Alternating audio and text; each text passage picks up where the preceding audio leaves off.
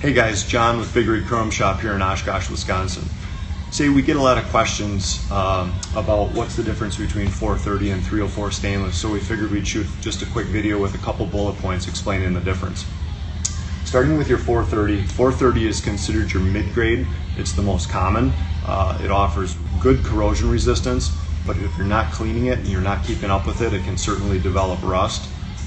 It's polished to a number 7 finish, and it's fairly economical. It's about half the cost of a 304.